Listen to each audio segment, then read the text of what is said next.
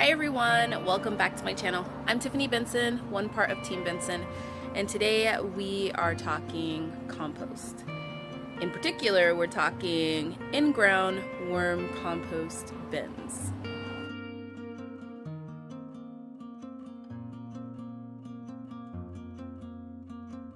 So first order of business, I am so excited to announce that we hit 1.2K subscribers, and I'm really excited about that. Thank you guys for all that have recently joined our channel, and thank you guys that have been supporting our channel since day one and till now. Just for you guys that are new, I'm Tiffany, and I garden here in the desert of Arizona, and I have a garden that I pretty much have something in all year round, and yeah, I'm just having fun out here in the desert.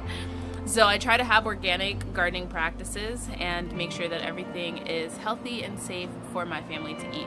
I also talk about some kitchen stuff, and I will be having kind of like a little herb section like where I talk about medicinal medicine, since I am putting in a medicinal garden bed.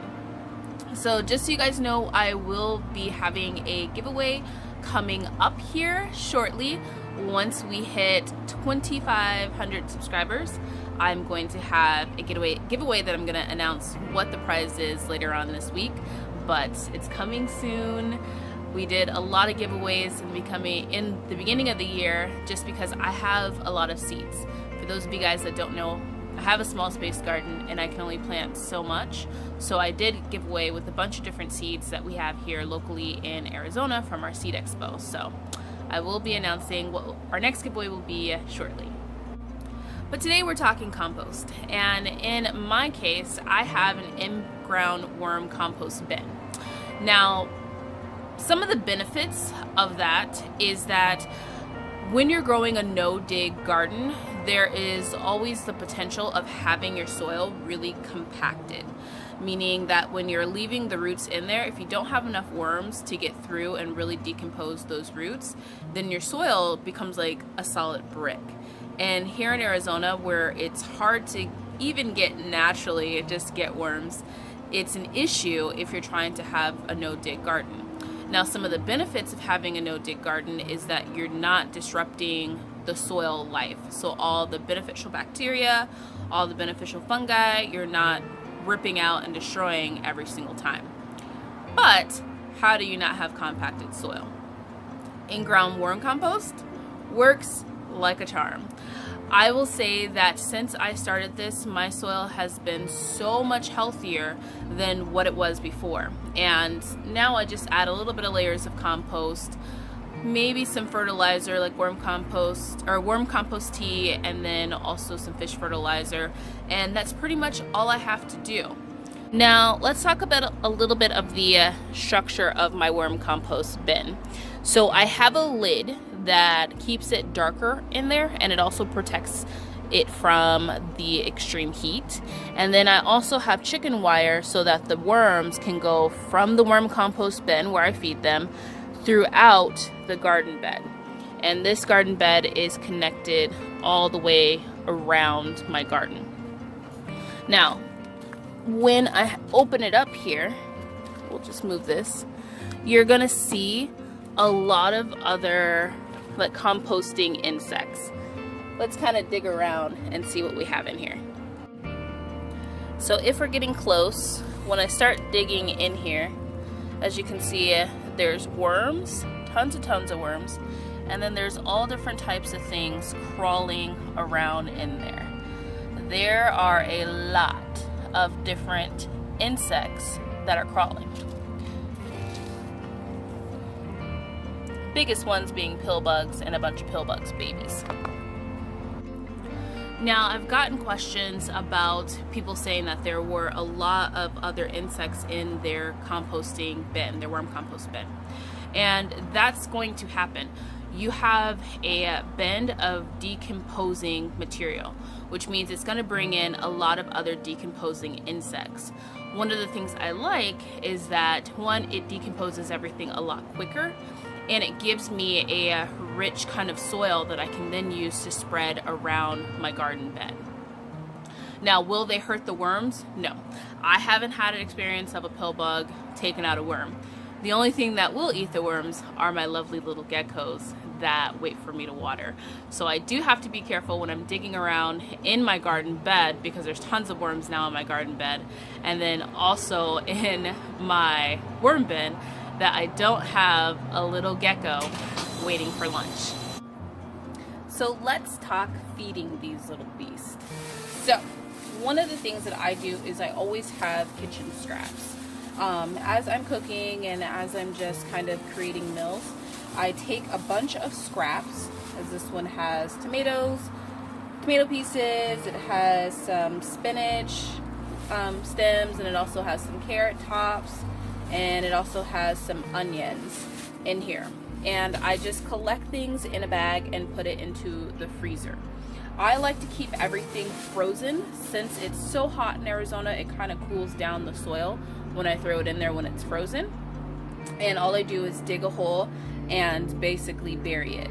You want to bury it and you want to put a lid on it, because anything that is looking for a quick meal will find it. So if you don't bury it, then it kind of will get dug up. The other thing that I'm going to do is layer the top of it with some shredded paper. This also will kind of help mask the smell. So anything that's kind of going around is going to be a little bit, thrown off by the fact that the paper is on top of it. So this is going to add a little bit of brown material too, to where it just kind of helps with the whole composting process. So now we're going to go over here and feed these little voracious eaters. Now, when it comes to the other things you can feed your composting worms, is that you can feed them any type of garden waste. So a lot of times when I have plants that have died, or when I'm trimming the leaves or pruning the plants, I just throw that right into the compost bin. So it kind of saves on having to get trash bags and fill trash bags and do anything else with the waste of your garden. You have something there that is just willing to eat it. Now, if you are going to be spreading that soil around, one of the things you do want to be careful about is putting any type of like fungal infections or anything like that. So like if your plant gets sick with something, you don't want to then put that into the worm composting bin, because then it will spread any type of virus or any type of sickness that your plant had. So as long as your plant is healthy and they're just dropping leaves, or you're just pruning it back, go ahead and throw those leaves into that composting bin.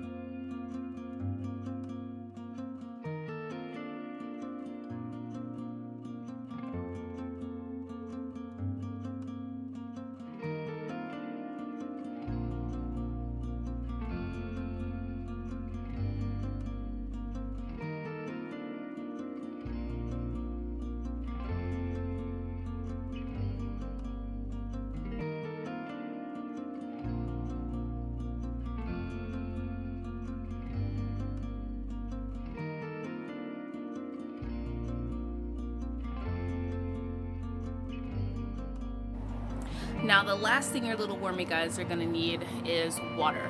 So I water my compost bin once when I put everything on there. You wanna water everything in, kind of let it really get in there and settle. But I also water it every single day. So every single day I take the lid off and I just give that thing a really good soaking, especially here in the summer, because it's so hot. You want to make sure that your worms don't die, so you want to keep them nice and hydrated. Now when it gets to the winter time, when it's a lot cooler, then I water less, and I'll do a video later on in the year so you guys can see how I'm taking care of my worm bin later on in the winter. But for right now, I make sure I water it, and then if it gets really, really hot, like if we're in an excessive heat wave where it's 115 to 120 for several days in a row, I will come out in the afternoon and I will add a pile of ice to it and just let the ice kind of melt and cool down the soil. That way it'll give my worms a little place that they can go and kind of cool off.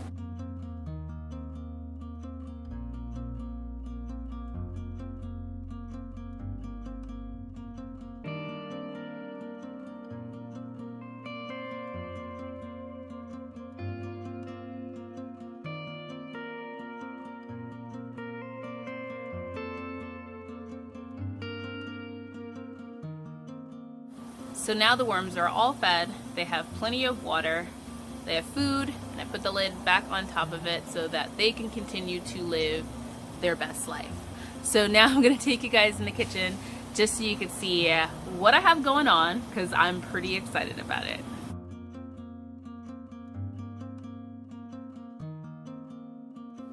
So I had to insert that picture of my flower on my black-eyed peas because I feel like when you grow a garden, it's like having a child.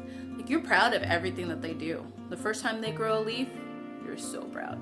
First time they grow a flower, you're like, oh my God, my kid's doing the thing. It's like they won an award or something at school.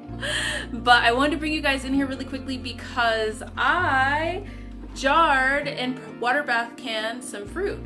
So this one is pineapple. And then I also have some nectarines, and I also have a pineapple apple mix.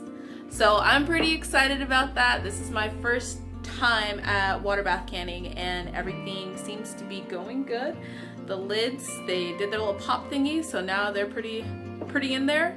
And my biggest thing is not opening up and eating it. I'm gonna try and wait at least a month just so I can kind of see how it does and how I really did.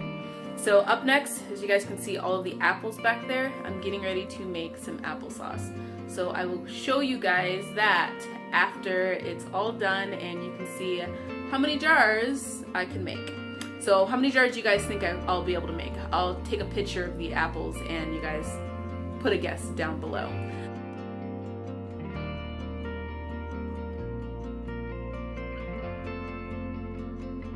So I hope you guys take advantage of nature's little garbage disposals and put you guys in a in-ground worm bin, because it'll provide a lot of fertilizer for your garden. It'll get rid of garden waste, and it'll also get rid of office waste or just household waste, such as paper and all those different things that you use paper for. So until next time, make sure you guys are growing yourself a garden, because even a small space can provide you with tons of food. Bye guys.